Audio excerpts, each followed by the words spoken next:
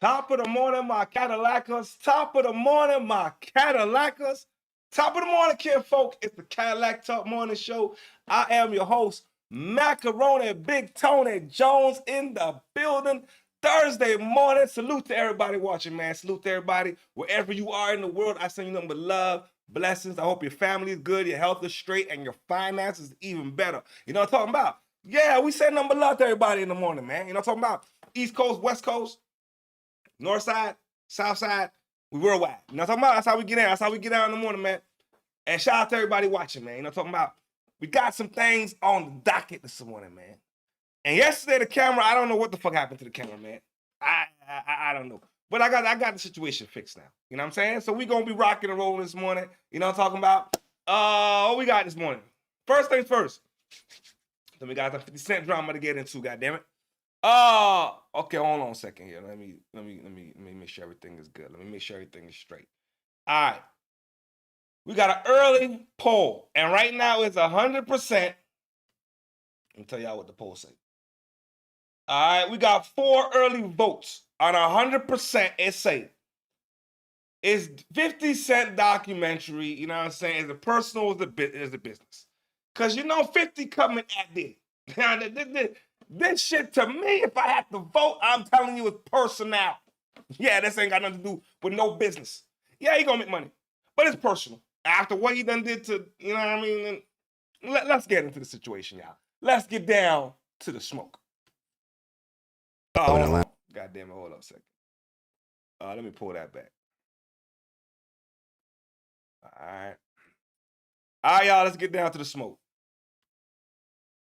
Up in Atlanta, 5 Plus News. I'm Jan. Hold on a second, y'all. I don't even got the earpiece plugged in. Hold on. Let me connect this bad boy. Hold on. I gotta connect my earpiece, y'all. Give me a second, man. Woot the woo. All right, let's pop back this bad boy right in here. All right, let's go. What we got going on this morning? All right, there we go. Oh, we out here. Let's bring this back. All right, let's get the show started, man. Let's get the show on the road. Up in Atlanta, 5 Plus News. I'm Jan. The long-awaited Diddy docuseries from 50 Cent has finally been released on Netflix. On Tuesday, the streaming platform would premiere the project titled Sean Combs: The Reckoning, which looks to be a 4-part series aimed at capturing the behind-the-scenes moments leading up to Diddy's arrest, as well as the many things he has been accused of, including the shooting of Tupac Shakur. Now, what has caused an instant reaction for many is 50 Cent's involvement with the docuseries as the executive producer. For nearly 20 years, 50 Cent has become vocal about his issues regarding Diddy after he would allege Diddy tried to take him shopping as a way to test his manhood and boundaries.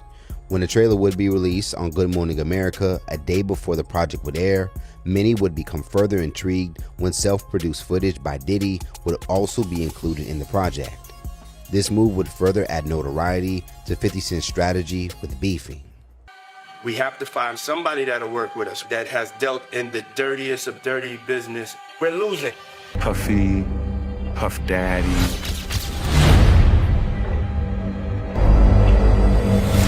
All of these. Yo, but how did 50 Cent get the goddamn footage? You know what I think y'all thinking? I'm like, who did you bribe? You know what I mean? Nigga, this is behind the scenes shit. This is personal shit. You know what I mean? Now, I don't know, but as a cease and desist is going on, I don't know how far this is gonna go. You know what I'm saying? But it's a whole bunch of drama with Netflix. Incarnations, all those name changes are attached to really bad deeds. Everything in life, you're gonna have people that are bad and people that are good. You have to choose your side. Hell, somebody bust up the poll, goddammit. Oh, we rocking and rolling this morning, goddammit. Somebody bust up the poll. Somebody said it's business. It's not personal. It's strict business. I'm trying to make this money off of Sean Diddy Combs. What I'm trying to do, I don't give a fuck what you did with my lady. It's all business, man. You know what I'm talking about? Yeah. Now, it appears that Diddy and his team, as expected, are calling out the footage being used, and some now expect a lawsuit will soon take place. A spokesperson for Diddy would issue a response to the now released docuseries. Netflix's so-called documentary is a shameful hit piece. Today's GMA teaser confirms that Netflix relied on stolen footage that was never authorized for release. As Netflix and CEO Ted Sarandos knows, Mr. Combs has been amassing footage since he was 19 to tell his own story in his own way. It is fundamentally unfair and illegal for Netflix to misappropriate that work. Netflix is plainly desperate to sensationalize every minute of Mr. Combs' life without regarding for truth in order to capitalize on a never-ending media frenzy. If Netflix cared about truth or about Mr. Combs' legal rights, it would not be ripping private footage out of context, including conversations with his lawyers that were never intended for public viewing. No rights in that material were ever transferred to Netflix or any third party. It is. Then how did they get the footage? This is what listen. I need to know how they obtained the footage. You know what I'm saying? 'Cause I know how TMZ obtained the footage. They're the police. You know what I'm saying? So the police gonna get all the information. So unless we saying 50 the police, now I'm not saying that. I'm not saying it. But I'm not. You know what I'm saying? Somebody in Puffy's camp got to be held accountable for this shit. Equally staggering that Netflix handed creative control to Curtis 50 Cent Jackson, a longtime adversary with a personal vendetta who has spent too much time slandering Mr. Combs. Beyond the legal issues, this is a personal breach of trust. Mr. Combs has long respected Ted Sarandos and admired the legacy of Clarence Avant. For Netflix to give his life story to someone who has publicly attacked him for decades feels like an unnecessary and deeply personal affront. At minimum, he expected fairness from people he respected. In response to Diddy's claims, Netflix would direct questions about the rights of the footage to the docuseries director, Alexandra Stapleton, in which she would state, "It came to us. We obtained the footage legally and have the necessary rights." It came to us. Yep, somebody gave the cameraman. The cameraman said, "Yo, fuck it. I got footage. What y'all? Here's the price." You know what I'm saying? Yeah. We gotta blame the camera guy because he shot the footage. He got it. You know what I'm saying? Otherwise, I don't know who the Puffy guy blames somebody in this camp for giving the enemy the goddamn footage. And now the enemy's using it, you know what I mean, to do what they got to do. You know what I'm saying? This is how the game goes. According to reports, the person who captured the footage identity has been purposely hidden. Now, a part of the frustration with 50 Cent helping to further ruin Diddy's legacy with his new docuseries, Dame Dash would share a comment on his social pages that included a picture of 50 Cent with his ex-girlfriend and the mother of his son, who would later... Now. Somebody else bust a poll. No, the poll's getting thick. Yo, hold on. They be saying 25% of y'all be saying, yo, it's both business and personal. I can see both. Because you know 50 want to make his money. But even goddamn it got to be personal. Look at this footage, man. This nigga was in love. All right? And then Puffy had the girl like a urinal.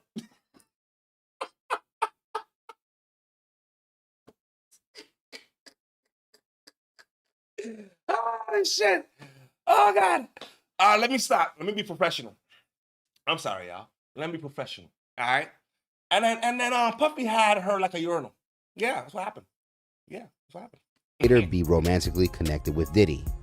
In his caption, Dash would write, "Never trust a black man that will make a documentary tearing down another black man for a white man. That's nasty work. I'm not playing these ghetto games. That's played out." Now, over in his comments, some would applaud Dash's statement, while others would accuse him of doing the same thing when it comes to Jay-Z over the years. As of now, Diddy currently is serving his nearly 4 years prison sentence at Fort Dix Federal Correctional Institute in New Jersey and is expected to be released in June of 2028. His net worth, which has drastically fell since the allegations began, still reportedly sits at close to $300 million. We're also hearing from the family. $300 million. I don't think Puffy If Puffy still got 300 million when he come out, Puffy give a goddamn if he's in fucking Fort Dix. I mean, care. What is the care? I'm coming out. I'm gonna be cross country, macking and stacking, doing what I do best. You know what I'm saying? With a whole bunch of goddamn baby oil. You know what I'm saying? Yeah, that's what he's gonna do. Why not? Why not? He's just gonna do it smarter this time. You know what I mean? All right, yo, listen. Man. We got a mass shooting in Stockton, California at a kid's party. See, niggas gotta stop doing this shit. I don't know if it was niggas that did it. I mean, allegedly, it was the Mexicans, the Gualagualas and them niggas. I don't know. But we got to stop participating in this bullshit. It got to stop. Because innocent kids' lives is being affected. Something we gotta do about it. Families of those impacted. ABC 10's Gabriel Porras has been on scene every day since the night of that tragedy, and he spoke to the family of the 14-year-old victim from Modesto. And Gabriel, tell us, what have they shared with you today? Yeah, Chris and Laura, I sat down with the family of 14-year-old Amari Peterson. The word devastating doesn't even begin to cover it. That family gathered inside of this building on Saturday to celebrate the birthday of a 2-year-old. They would have never imagined that just 48 hours later, it would turn into a memorial for their own child. I want to warn you that the details the father shares about the final moments of his young son's life are simply gut-wrenching. Any father remembers the day their child is born. He was just like the perfect gift from God. But this father, Patrick Peterson, is now burdened to live with the day his son died. All I could see is my son crawling on the ground and me trying to resuscitate him. At just 14, Amari Peterson took his last breath. He had one bullet hole right above his heart. Amari and his family, a few of the dozens on Saturday who were just trying to celebrate the birthday of a 2-year-old. I just heard gunshots and then the shooter came in and he came in. I turned my back and I looked at him and then I just started seeing him shoot. Just sit down. What would make somebody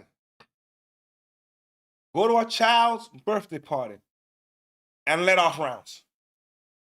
I hope they find the son of bitches. You know what I'm saying? I hope they find them son of bitches. Because if there's a beef, if there's a problem, see how we was taught, how we wait till we catch you slipping. You know what I'm saying? We gonna catch you slipping. The kids' party, with all the innocent folk that ain't got nothing to do with the problem, it's not time to be shooting rounds. I hope they find us some bitches, man. Yeah, them niggas don't need life. They need the chair. Yeah, they don't deserve to be living doing shit like that though. You know what I'm talking about? Patrick's daughter was grazed, and in the panic before he could even react, everybody running off and then my son is just sitting there just crawling, trying to get up. So I got my baby. I had to hop back over the counter and I'm trying to see what's going on with him. I'm trying to give him CPR and the bullet and he just got blood coming out his face, and it's just something that a father should never have to go through. What no one should ever endure is now on a painful replay. Every time I get ready to lay down, I'm like laying over my son while he's sitting there breathing. Trying to breathe. Every day he would tell me, "Dad, I love you. Dad, I appreciate you." Every night, every morning. Every night, every morning, that boy would tell me he loved me. A loving boy, a gentle soul, a life taken, and a community shaken. He was loved by like so many people. He loved sports, he loved football, he loved basketball. You know, he ran a little bit of track. But overall, he was just a gentle soul. And I just can't see why God would let something like this happen. And that is the question that so many people are asking tonight. Why did this happen? Right now, we don't know the answer. Investigators say they're working on it. So far, for now, this memorial grows with candles and flowers and so many families now mourning. Amari's family tells me they've received so many calls and texts in the past 48 hours with people showing support. They are raising money online to plan for a funeral, something they would have never planned for, never prepared for, never would have expected. Live in Stockton, Gabriel Porras, ABC 10. All I can say is Now, before the one of the parents speaks, another parent speaks. I think it's the mother of the hostess of the party. You understand? Whatever the reason is, it's not valid enough. I don't care what the problem was. I don't care what the because to me it appeared like you just shot up everybody. We don't know who the target is. You just came in. So it almost doesn't matter what the situation is, because your actions now involves all these other people who ain't got nothing to do with the problem. You understand? So therefore, if you ask my personal, the humblest opinions, I hope they find us some bitches and they throw their ass in jail. Now, I'm gonna let this lady speak. My heart goes out to the father. You know what I'm saying? Because now you're looking at me. I brought my son to y'all party, and then what the fuck happened? You know what I mean?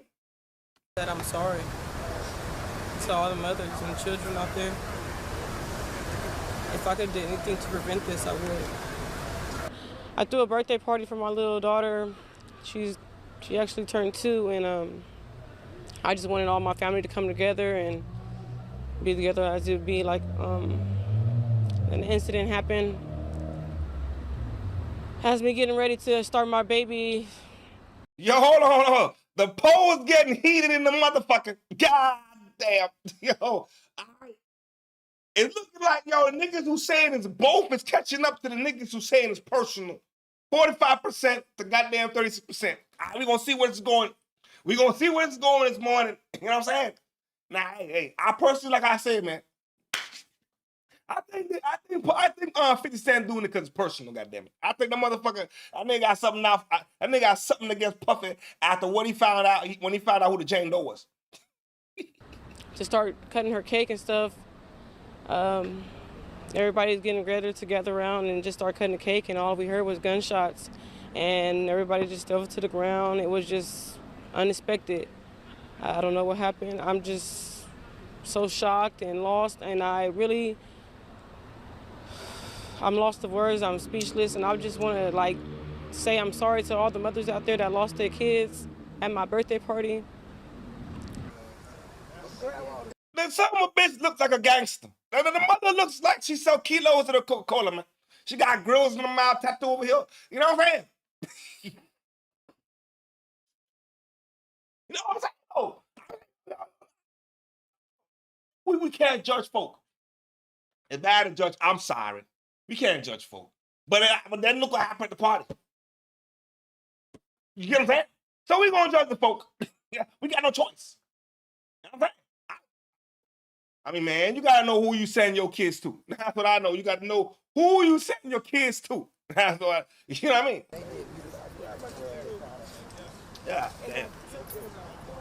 I don't even know what was going on. Everybody was inside. It was just a misunderstanding. Everybody was getting ready to cut the cake, like I said, and I actually thought it was my balloons popping. It was gunshots.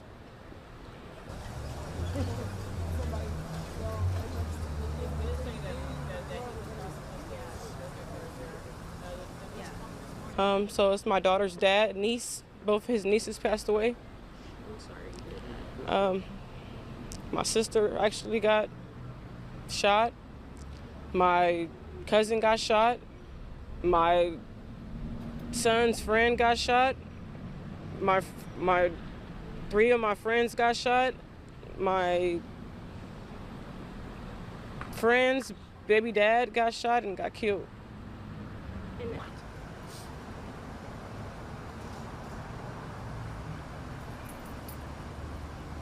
Yes, I work for the AAA Whole Life Center. I work with the youth. And this is why it's really hurting me, because I see youth all day. I see kids all day. I'm a mother of 3. So for me to see kids on the floor and just bleeding and I can't help them, and I help people that I help the youth at my job, it was hurting me not to help them on the floor. And when I see somebody like Ilhan. All right, before we get to Trump, hold on. It's a tragic situation, but niggas got to do better. You know what I mean? Niggas, like, I don't know who did it.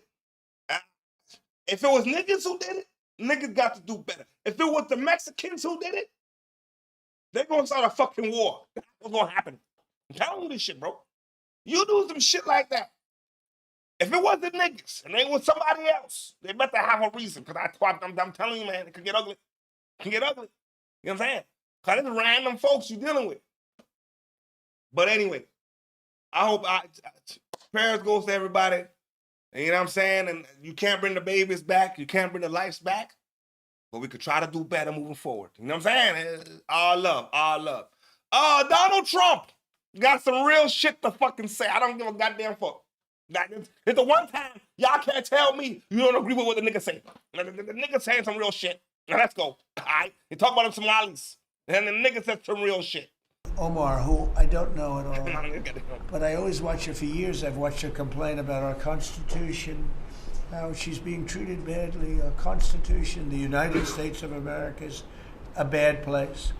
Hates everybody, hates Jewish people, hates everybody. And I think she's an incompetent person. She's a real terrible person. But when I watch what is happening in Minnesota, the land of 1,000 lakes, or however many lakes they have, they got a lot of lakes, but this beautiful place, and I see these people ripping it off, and now I'm understanding, and you're going to look at that, Scott, I hear they ripped off Somalians, ripped off that state for billions of dollars, billions, every year, billions of dollars. I ain't gonna lie. If illegal immigrants, I don't care what part of the world they are. They come in, they're legal. They come in, they steal, they're stealing from the government. Then that money could have been going somewhere else now. You know what I'm saying? Now we're shortening funding in other places now. Y'all niggas are stealing the money. All right, this is the starting the situation. So he's got a point there. Let's continue. And they contribute nothing. The welfare is like 88%. They contribute nothing. I don't want them in our country, I'll be honest with you, okay? What he's saying is, if y'all was illegal and you was doing some shit, maybe I'd give you a pass. But you motherfuckers are sitting here ain't working, and then you robbing the system. The fuck we want you here for? And then you gonna disrespect the country? See, if a motherfucker did that shit in my country, like, nigga, go back to where the fuck you came from, nigga. You don't like it here. You disrespecting the shit. You taking advantage of the goddamn shit. Nigga, go back to where the fuck you came from. You know what I'm saying? Yeah. Oh, that's not politically correct. I don't care. I don't want them in our country. Their country's no good for a reason. Their country stinks, and we don't want them in our country. I could say that about other countries, too. I can say it about other countries, too. We don't want them to hell. We have to rebuild our country. You know, our country's at a tipping point. We could go bad. We're at a tipping point. I don't know if people mind me saying that, but I'm saying it. We could go one way or the other. And we're going to go the wrong way if we keep taking in garbage into our country. Ilhan Omar is garbage. She's garbage. Her friends are garbage. These aren't people that work. These aren't people that say, let's go, come on, let's make this place great. These are people that do nothing but complain. They complain. And from where they came from, they got nothing. You know, they came from paradise, and they said, this isn't paradise. But when they come from hell, and they complain and do nothing but bitch, we don't want them in our country. Let them go back to where they came from and fix it. Yo, see, if you came from paradise and want to come here and talk shit, cool. Cool, when we ain't got shit to say. You come from where you come from. Then come here and want to talk shit to a nigga.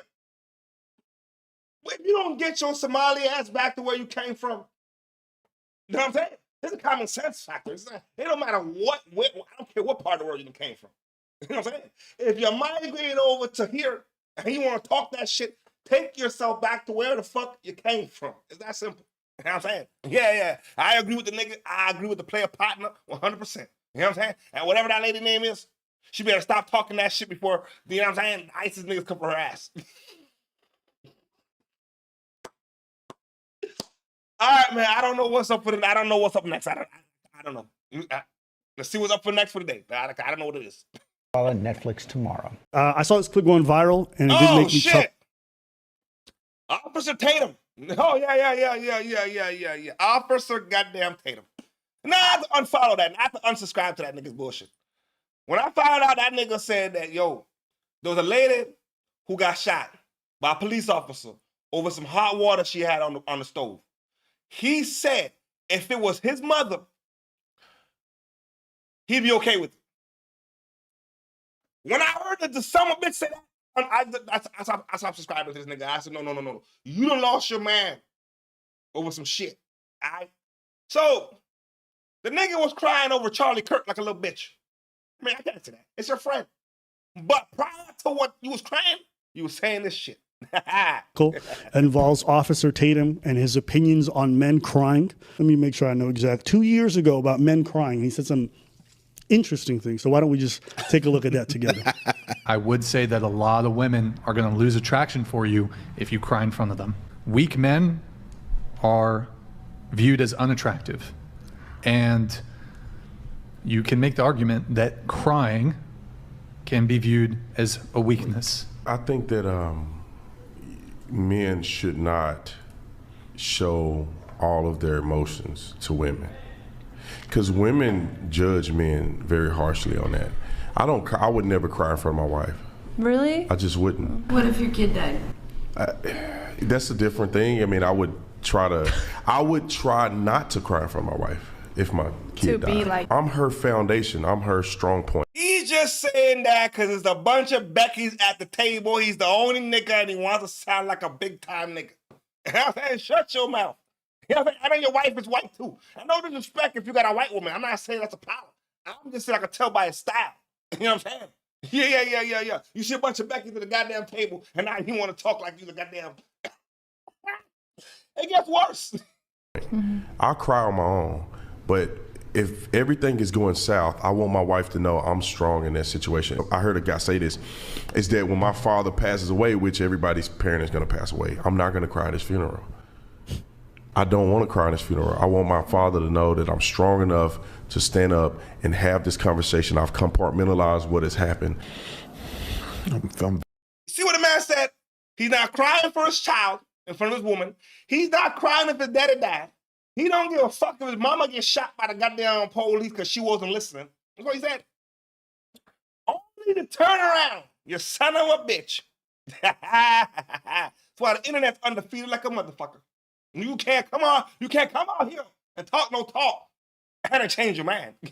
Very angry because you don't get your lick back.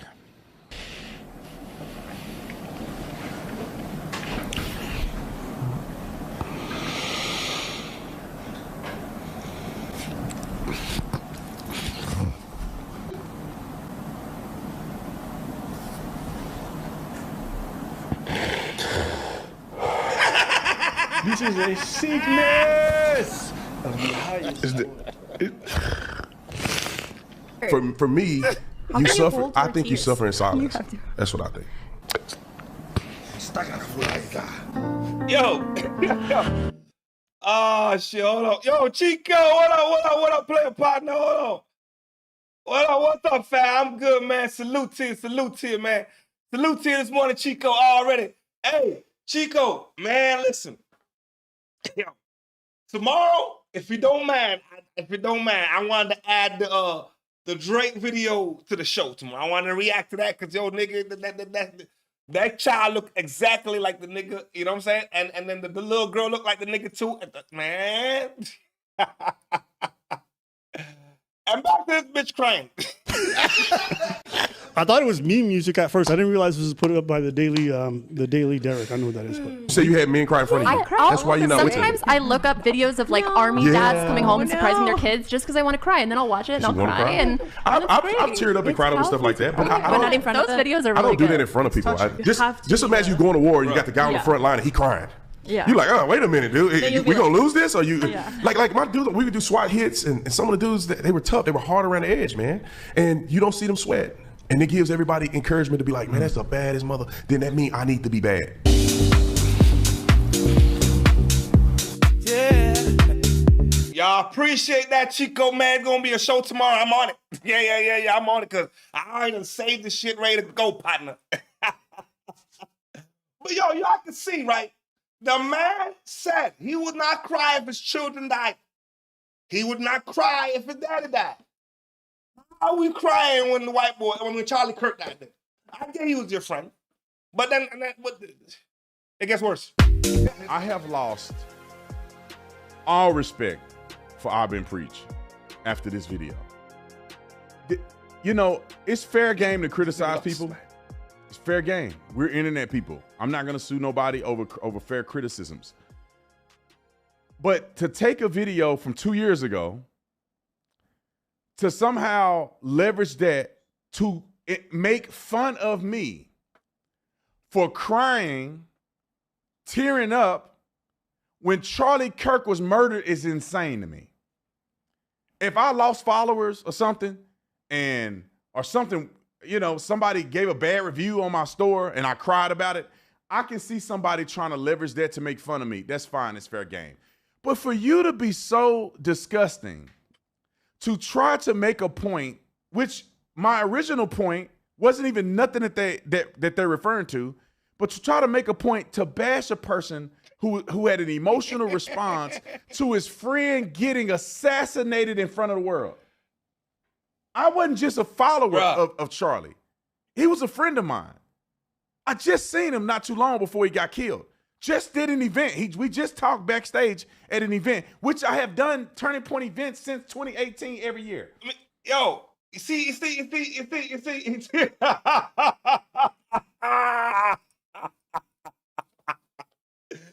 I'm telling you, listen, bro. Men cry. If a nigga tell me he don't cry, I don't believe you. That's a lie. You got to, when you're going through some shit as a nigga, you got to let it out. I tell you, you got to let it out. But if you don't cry for your child, if your child passed, you don't want to cry in front of your woman. You won't cry if your dad dies. Then how do we get to you crying for Charlie Kirk? You see what I'm saying? That's why it's funny. That's the irony of the situation. This is what he don't understand. Yeah, and then he tries to defend himself. I have done events with Charlie. I've done events for Charlie. I've worked with Turning Point and been at their headquarters. I used to work with Turning Point directly, meaning that I used to work for them as the urban engagement director. We went to the White House together. I mean, they just Yo, we got a comment. What he say? The 50 Cent documentary on Diddy. Yo, the shit. Yo, listen, Diddy. 50 is doing a number on goddamn Diddy. That nigga putting his foot on his neck. And 53% of the poll says that nigga 50 is taking it personal. He's doing it because it's personal. And a nigga pissed off in the motherfucker. Salute to you, Blue, you know what I'm saying? Yo, what we say? Oh, salute to Lady T. Good morning, Lady T. Good morning, 100%. Good morning. We got day ones in the building. It messed up to cry for some friend and not the people he loves, like his immediate family. This is what the nigga that lost his mind. His ideology don't make no sense. You know what I'm saying? And you can always say, I'm done. Charlie Kirk, really? Yeah, that's what I'm saying. He's out here crying for Charlie Kirk. He won't cry for his immediate family. I said, man. No, 50 taking this shit. 50's taking this shit all the way personal. Now, how much votes we got? 15 votes, and 53% saying that nigga 50's taking it all the way personal. A co-founder of.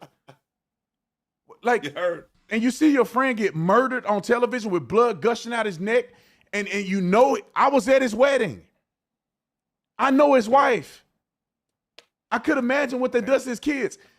And to try to make fun of somebody for that is the lowest that you can go. Look at this pompous behavior by these two. I used to like them, man. I used to like all that stuff. But for clicks and clout, people would just do anything. If one of them had lost somebody that they cared about and they teared up on camera, there's no way in the world I'd be making fun of these guys. But he's missing the point. It's not the fact that you're crying on camera. It's the fact you said you would not cry for your own family member. You know what I'm saying? That's what you said. I'll play the clip. They're taking a clip from something I said 2 years ago, which is not 2 years ago. I believe the same thing today, but something I said a while ago, and they put it together.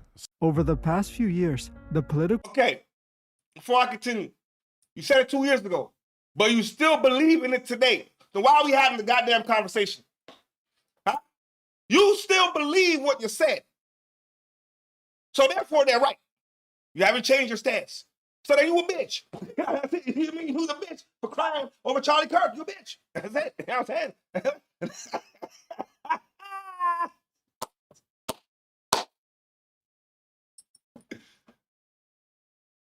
Thank you. There you go. There you go. There you go, Chico. That's a real comment right there.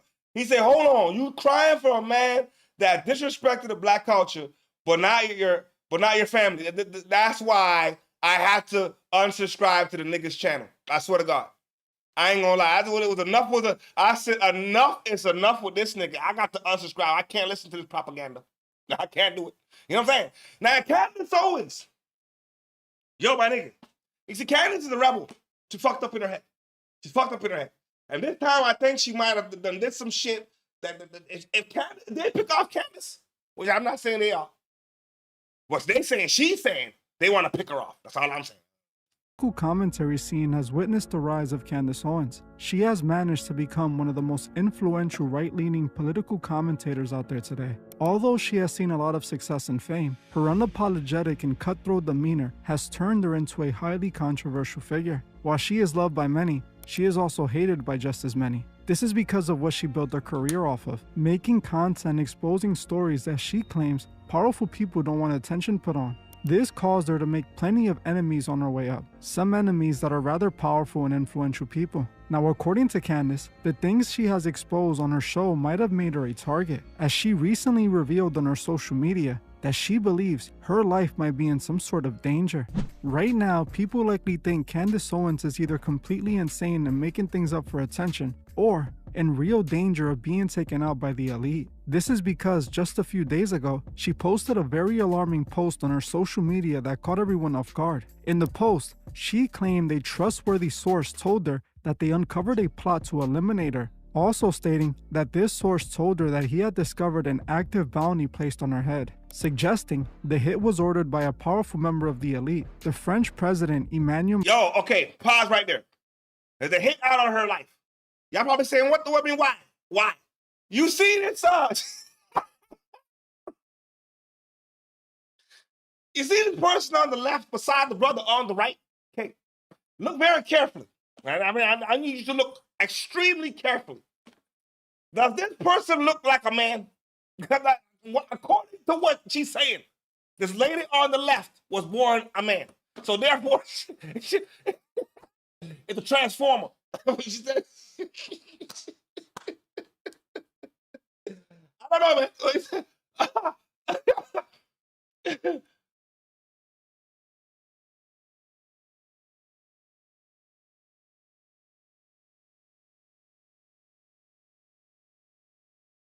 Yo, you know what? Yo, Chico, you're right on that, bro.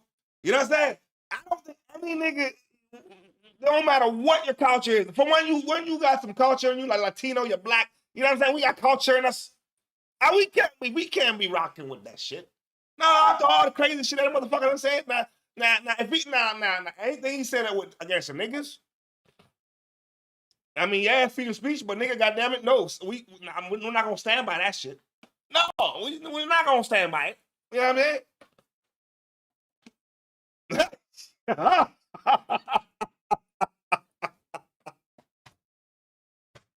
Yo, Chico, what do you think? Yeah, she really do look like a man. No, listen. She's looking like a man.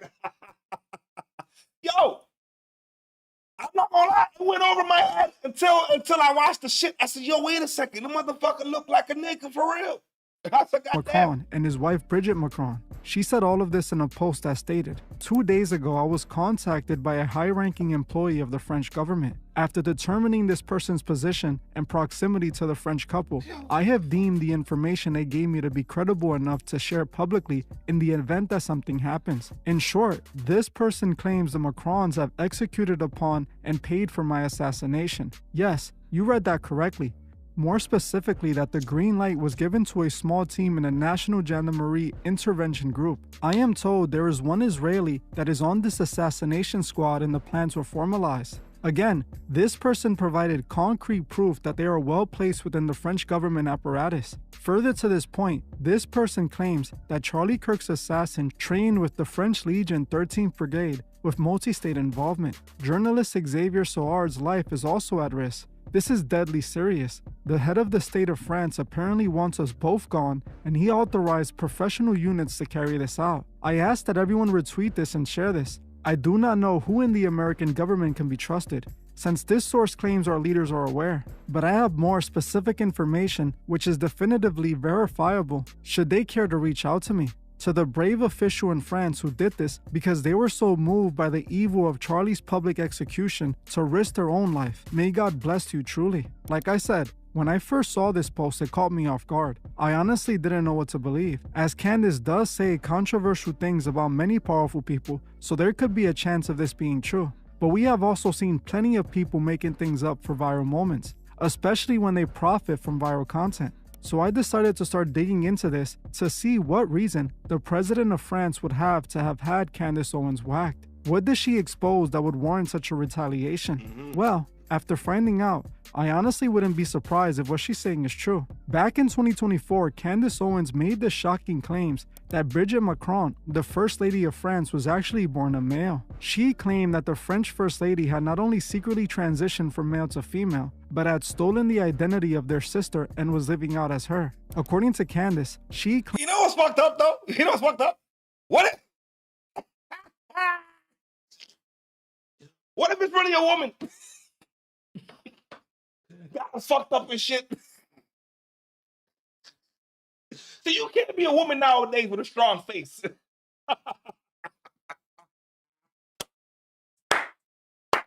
Some motherfuckers start calling you a transformer. I swear to God. yo, holy shit. But no, she got the receipts though. Not gonna lie, she got the receipts. Claimed that Bridget was actually a man named Jean Michael. She also alleged that Bridget and Emmanuel were somehow brothers. According to Candace, she claimed that the Macrons were allegedly involved in all types of fraud and criminal activities. Candace then launched a full-on podcast series covering the story over the span of 8 episodes. It is time for you to wake up. So we will start from the top here with a photo of Brigitte Macron. Real name, Jean-Michel Trogneux. That person that you are looking at on the right is not a woman, okay? Here is a photo, by the way, just over the years, Jean-Michel Trogneux, as he became Brigitte. As I said, the evidence for this is overwhelming. That second photo, I believe they found I'm not gonna lie. Yo, if you look at the pictures, look at that the massive man, it looks a lot like you, bro. I see the transformation. Him at a pride parade when he was just living as a homosexual man. That next photo is when the transition began, if I recall correctly, and that's a photo from the professor years. And the professor years of Brigitte Macron is when he statutorily Emmanuel Macron. Those are not the prerequisites, by the way. Like to becoming a leader of a world country, you gotta like be in drama class, like Zelensky. You gotta be a homosexual, like a lot of them tend to be. And are the new prerequisites that you... Hey, yo, listen, maybe that's cool, but I know Trump ain't gonna fuck with that shit. Maybe them other presidents, but I don't. Okay, maybe one of our presidents, maybe one American president, maybe one. I'm not gonna call no names, maybe one. But the rest of them niggas, nah. I can't see none of them niggas being double dabblers, bro. Come on, man. You know what I'm saying? They're like what the name? Like Kennedy was a double dabbler. That nigga was too busy getting Putang. You know what I'm saying? That nigga had a whole tunnel for hoes, nigga. Talk about, nigga. Come on, man. And she lost me on it. They got to be them European ass or somewhere else. I don't know. You know what I'm saying? To have something in your closet like this, and the entire state is going to work feverishly to protect the secret. After Candace made these claims, the Macrons denied the allegations. Recently, yo, Chico. Yo, she is not lying. That the motherfucker looks. Yo, you could see the transformation. Yo, she fucking with the wrong folks, man. See, sometimes you gotta leave. But you know what? I like people like that. That's why I like Chico. That's why you're a real nigga. Chico, Yo, tomorrow, y'all nigga, man, you put me on one. Revealing they would prove Bridget was born female by providing DNA evidence. They even went on to sue Candace Owens, filing a defamation lawsuit against Owens in the US. Now, it's important to note that Candace Owens isn't the first to claim Bridget was born male. There has actually been claims of this dating back to at least 2021, meaning Candace wasn't the person who created the story. She likely heard of it and reported on it. Now, while I don't have any proof that Candace Owens is being targeted because of this, I won't deny that this is possible. If by chance her claims about Bridget are true, then I wouldn't be shocked if they did in fact line up a hit. The elite are known for a lot worse. You also have to remember that Candace has a very large following, with millions of followers on all her social media platforms. The fact that she was saying this on her podcast could have made her a target. But I do have to say that she hasn't provided any proof of her claims. She claimed that her source in the French government told her about these claims because he didn't want what happened to Charlie Kirk to happen to her. But she didn't provide any evidence to support her claims. Now, I personally think it's wrong for a person to use the thread of their life for content, if that's what Candace is doing. But honestly, would you be surprised if they actually put a price on her head? We know Candace Owens often says some controversial stuff that angers a lot of people. I myself tend to question her often, but this might be one of the times she's selling the... Hey, yo, if all y'all tune in tomorrow, right? You know what I'm saying? Make sure you follow my partner Chico Black. All right? Because tomorrow, yo, we dissecting some of it. Yo, man, Drake or PP Karen. Oh, we got, man, yo, listen, some industry exclusives, man. Yo, my nigga, I don't know how you got this information. I was like, yo, this nigga snapped. Oh, we got a show tomorrow. No, nigga. If tomorrow, y'all gotta want to tune in. Tell y'all. True. So we know that there is beef, and we know they feel that Candace is influential. That's why they are suing her, because they claim she defamed them on a massive platform. Hi. All right. We got two more things to get into, man. All right. And one of them is the Fleetwood Stories. We're going to Chicago. We got a young lady named K.I. K.I. is a pee-wee little nigga that was a serial killer. That little girl was crazy, the motherfucker. You know what I'm saying? That little girl, it was a straight-up OG at like 12. You know what I'm saying? We're in Canada. You know what I'm saying? Much love, man. Real recognize real all day, every day. In this world, the real recognize the real, and the real look out for the real, man. You know what I'm saying? We always got love for each other, man. You know what I'm talking about? Canada. Yeah, this is where I'm at. Okay? Yeah, I know. I be carrying a motherfucking. Yo, tomorrow gonna be funny as fuck. Yo, I gotta go to Canada for a second, man. God damn it. Unfortunately, listen, man. The Indians are taking over Canada, and it's getting bad. It's getting out of hand now. I was just wondering if you guys are hiring. No, get the fuck out. We're not hiring. I'm looking for a job. Of course, buddy. Of course you're hired, bro. Of course, man. Tell all your friends. You don't need a resume, bro. Come on. I can already imagine what would happen if I did this.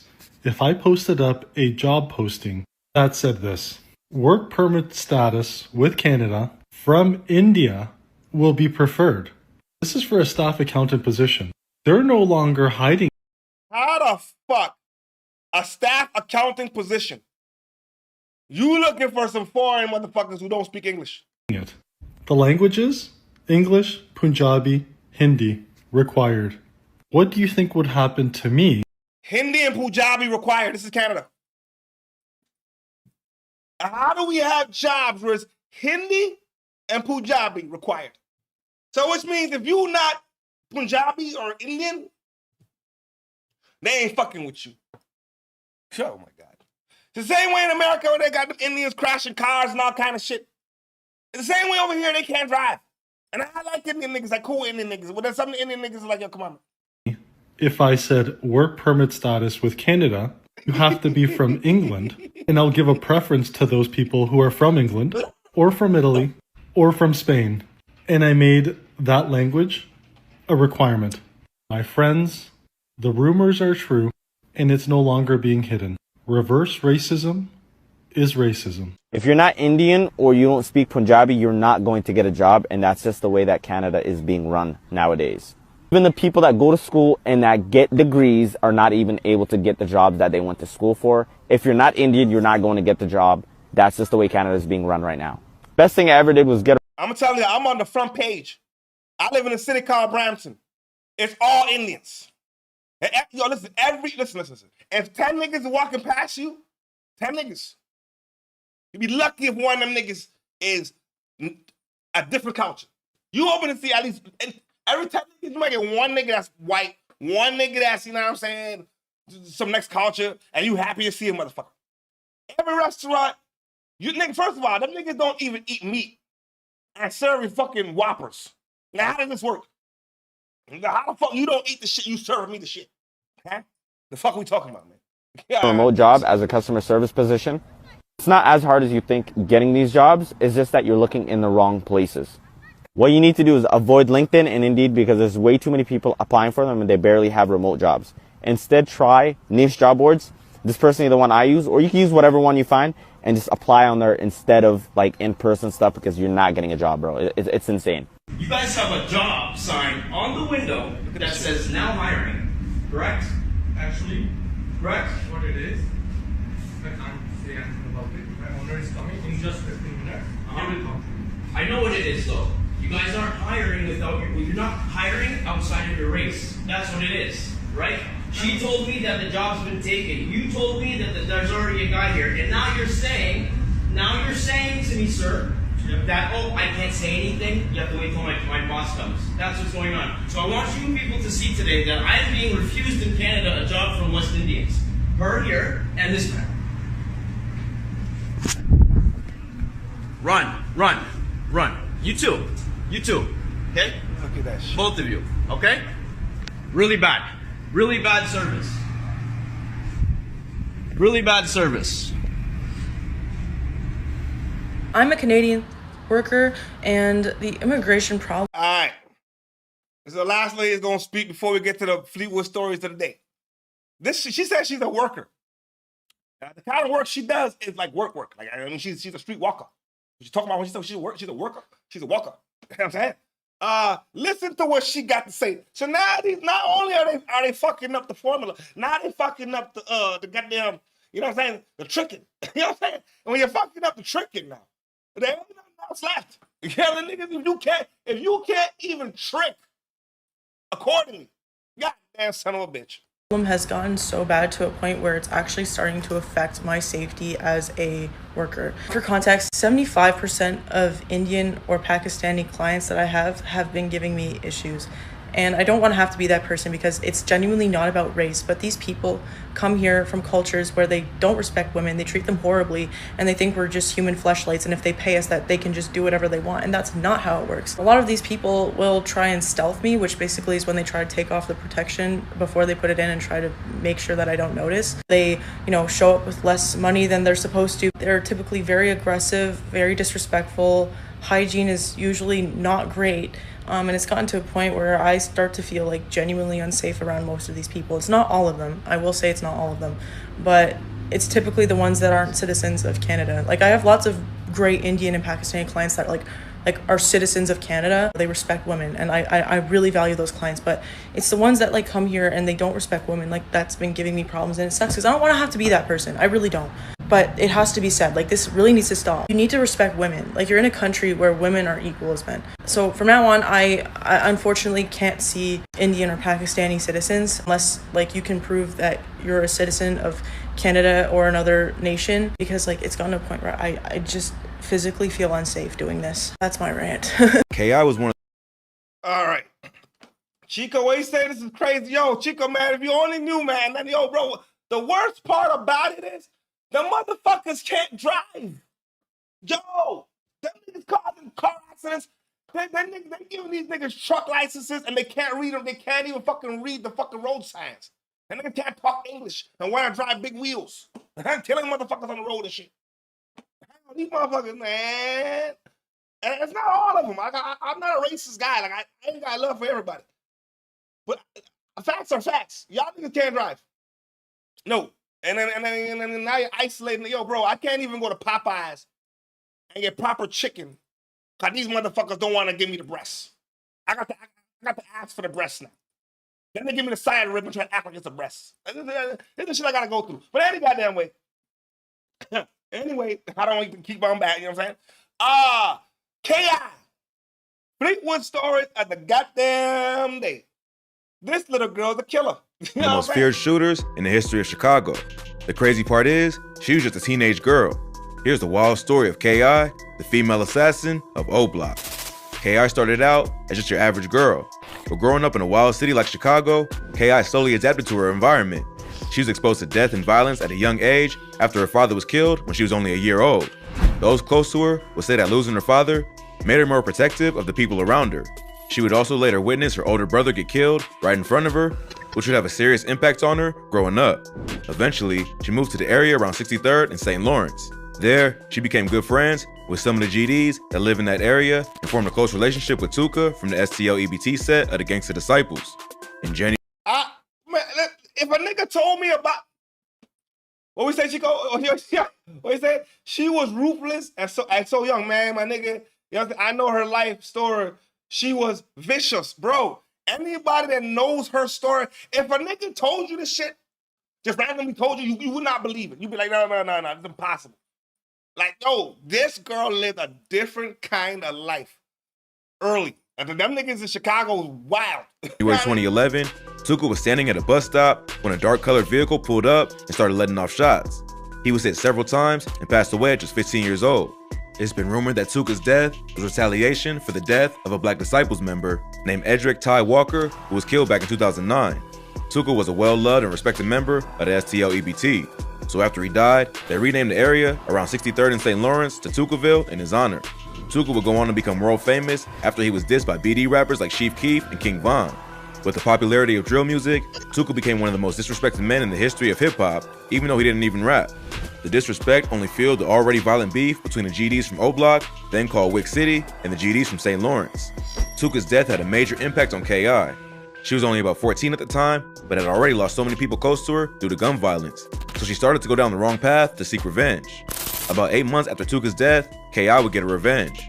In August 2011, a high-ranking member of the BDs named Odie Perry was shot on the 400 block of East 64th Street. After Odie was killed, the BDs in Wick City would rename their hood to O Block in his honor. It's been rumored that K.I. was the one who killed Odie in retaliation for the murder of Tuka. Allegedly, she and her twin brother, FBG Butter, were out on Tuka's birthday looking for ops when they came across OE riding his bike and shot at him. According to rumors, it was K.I. who fired the kill shot. The murder of 14 already jumped off the goddamn porch. That's it. Nigga, we got bodies. The motherfucker jumped off the porch early. God damn it. You know what I'm saying? A lot of G's, what do you say, Chico? A lot of G's in Chicago were afraid of her. This is facts. A lot of motherfuckers didn't want no smoke with K.I. You know what I'm saying? That's how much respect and fear. She was the real shit. That little girl was the real deal. Man, I wish she would have lived out to see her life. I think she would have probably been a very good rapper. Because she would have had some real goddamn stories to tell. Odie Perry gained K.I. a lot of street cred in Chicago. At first, it was hard for the BDs to believe that one of their top-ranking members was taken down by a teenage girl. But as K.I. continued to build a name in the streets, they were forced to accept what happened. After killing OD, K.I. got even deeper into the street life. She became known for shooting at ops, which included members of 600 and O Block. So, even though she was a female, she was becoming a problem to the BDs and was one of their biggest ops. It seemed like K.I. got addicted to the lifestyle and would shoot at anyone who threatened her, including other females. It's been rumored that K.I. one shot at another girl who was the cousin of T-Roy, another high-ranking member of O Block. His cousin ended up snitching on her, but K.I. still beat the case due to lack of evidence and remained on the streets. Plus, she was also known to taunt her ops on social media, often taking shots at dead members of O Block and 600, like OD and Baldy. This would lead to beef online with high-ranking BDs, such as King Von. Von and K.I. were known to taunt each other on social media, all while pretending to flirt. Even though they were enemies, they had mutual respect for each other as fellow savages. And then them two got into a fight on the goddamn train. I swear to God, that bitch was a rebel. That bitch was fighting on the train with King Von. And I hope it's in the video, because I didn't watch the whole video now. If it's not in there, when I chop it up, I'm going to put it in there. And I'm going to find the story. You know what I'm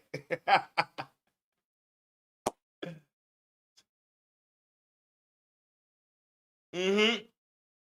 The fast life caught up to her because she was smart. Yeah, she was a smart girl. You know what I'm saying? She was a student in school before she was into the street life. You know what I'm saying? She could have been so much, man. If she would have put the same energy she put into the streets, into something positive, man, that little girl, man, she could have did a lot. Because to be that young and have that kind of respect and fear, oh my gosh, man, that's man. Vaughn even once claimed on an A&E documentary about K.I. that he had a crush on her back in the day. But many believe that he was trolling and using mental tactics to gain the upper hand. Even though they both respected each other as shooters, they were still ops, and if either one of them got caught lacking in public, all bets were off. As time went on, K.I. would continue to build a name in the streets. At one point, members of a set called 800, who were beefing with Tukaville, caught K.I. alone and beat her up. In response, K.I. went to their block and shot at several 800 members. Then, a week later, FBG Zuck's house was shot up by 800, which added fire to the beef between the two sets. Then, on June 24, 2012, a 13-year-old from the Jarrell City neighborhood named Taekwon Tyler was killed. Taekwon was at a house party with his sister when a gunfight broke out and shots went off. He ended up getting hit with a stray bullet and passed away. A dude affiliated with Jarrell City named Nishan Flowers was later arrested for the murder and sentenced to 55 years in prison. Taekwon was K.I.'s cousin, and she was at the party to witness him get killed. It's been rumored that K.I. was the one who introduced him to the street life and trained him on how to rob and do drills. His death hit her hard, and she would change her name on Twitter to Taekwon Assassin. She would also help form a set called Taekwon World, who would be for O Block, 600, and 800. So, K.I. now had an army behind her to help her take on her ops, and she continued building her rep in the streets. By this point, yo, just like that, she just unified three crews. Now we got Taekwon World. This bitch was good. This little girl, bro. What this girl, if she could have used that influence into positive shit, man, this girl could have.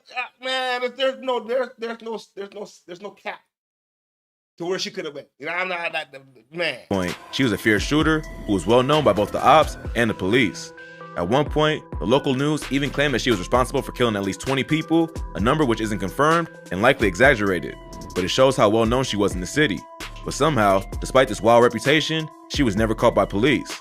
None of the bodies she's rumored to have were ever confirmed because the police weren't able to collect enough evidence to bring a conviction. On March 2014, a 19-year-old member of STL EBT, who went by the name Lil B, was killed by police after allegedly pointing a gun at them while he was being chased. K.I. was also close to Lil B, who was killed on the same street as Taekwon. His death turned her heart even colder, and she would change her Twitter name from Taekwon Assassin to No Surrender Lil B. In the weeks following Lil B's death, K.I. would go on Twitter to vent her feelings and reflect on some of the pain that led her down the path she was on. She would tweet, Chico, could you imagine 20 plus bodies? And that, and it's not even a cap. Like, the streets talk. Like, my nigga, like, if somebody just told you this shit, niggas wouldn't believe that shit. This little girl started off the porch at 14 and then got already 20-something bodies before she passed away. Yo, bro, she was a terror. I don't mean to laugh. No bullshit is right, Chico. But this bitch was a terror. This mother, what? Money coming, money going. It ain't like you can take it with you. In the end, we die. And I didn't see too many of my in the casket. So it seemed like K.I. was in a pretty dark place, and all the pain of losing her friends and family members in the streets is what turned her into such a savage killer. After Lil B's murder, K.I. hit the streets to take her pain out on the first op she could come across. That ended up being a dude named Blood Money from the BD set Front Street, the cousin of Chief Keef. Blood Money was standing outside his home on the 5600 block of South Elizabeth Street when he was shot in the chest. His cousin, Darnell Patton, was also shot in the stomach, but later pulled through. Blood Money was just 30 years old, and the father of... The nigga is, I want to say that, the nigga's a grown-ass man. And she was 15 years old. I already at 15 and got 20 plus bodies. You killing grown adults? Yo, bro, could you imagine standing there as a 30-year-old grown-ass man, and then this little motherfucking 15-year-old little girl just come up to you and wah-da-da-da-da. I said, yo, my God, you wouldn't like it. Man. 5 children. Just 2 weeks before he was killed, he had signed a deal with Interscope Records, so his death was a major loss to O Block. Rumors quickly started going around that K.I. was the one responsible for Blood Money's death. Even though she was already hated by the BDs, this murder put an even bigger target on her head. Less than 24 hours later, K.I. would be shot and killed in the Woodlawn neighborhood. Around 3:30 p.m. on April 11, 2014, K.I., along with FBG Butter and another friend, were walking to the house of FBG Wooski to get lunch. K.I. Less than 24 hours later, it was retaliation, man. It was that time. Yeah, it was retaliation, man. Yeah. Less than 24 hours? had recently revealed her location on Twitter, which must have been seen by her ops. While they were walking, a shooter in a gray hoodie approached them and started letting off shots before hopping into a getaway car. All three were hit, and K.I. ended up getting shot 9 times in the jaw, neck, and chest. She was rushed to the hospital, but pronounced dead around 5:43 p.m. The murder of K.I. remained unsolved for many years, but the word on the street was that it was done by O-Block members T-Roy, Big A, and even King Von. The day after K.I. was killed, a bunch of dudes from FBG, including Lil J, FBG Butta, and Wooski, shot up O-Block. Both Big A and T-Roy would later be killed by members of the GDs in retaliation for K.I.'s death. But yo, let me tell y'all, man, stop it right there for the day, man. That little girl could have been so much more of an influential individual, man. I think once her dad died, it changed the whole narrative, the trajectory of her life. You know what I'm saying? Always let you go. I'm telling you, she was so vicious that she would be doing a walk around in enemy stuff and shoot her up her ops facts and stay there till they died. The girl was ruthless. Like in all accounts of all accounts of this young lady's life, she was nobody to be fucked with, man. She was nobody to be fucked with, man. And when I chop it up, we gonna add some other exclusive stuff in there with her and King Von could do with the story where they kicked off and then got into a fight on the goddamn train. You know what I'm saying? But yo, tomorrow, listen, y'all. We gonna be reacting to a bunch of stuff tomorrow. But yo, listen, we got Chico Black, and we gonna be talking about PP Karen, Drake, and man, Drake got some more children. Yeah. Look, this is not even one of those like allegedly. I gotta say alleged. But I don't want to, but I got to. But y'all gonna see for yourself. Because, I mean, hey, man. Hey. You know what I did? I'm not gonna lie, you know what I did? I went to go look. Because I'm a nigga, I like to look. I went to go look. I went to dibble dabble on the Instagram with one of the little girls. I said, holy shit, this little girl look like Drake. I said, yo, y'all gotta tune in tomorrow. I'm saying y'all gotta tune in tomorrow, man, because it's bad. You know what I'm saying? Yo, Chico, tune in tomorrow, man. We're gonna dissect the whole thing. It's gonna be live, bro. And I appreciate you, big dog. If y'all not subscribed, subscribe to Chico Black's channel, man. We gotta get the play party to the 1,000 subs. We on the road to 1,000, and he's almost right there, almost damn near past halfway, almost there, man. We gonna get there. You know what I'm saying? Salute to everybody that watched in. You know what I'm saying? Salute to everybody that checked in today. Same time tomorrow, 9:30 Eastern Standard Time, 9:30 a.m. Roll call. I appreciate y'all. Chico, I appreciate you. Lady T, salute to you this morning, you know what I'm talking about? And salute to everybody that bust up the poll today with 23 votes. I appreciate y'all all the time, every time. And as always, play on, player. Play on.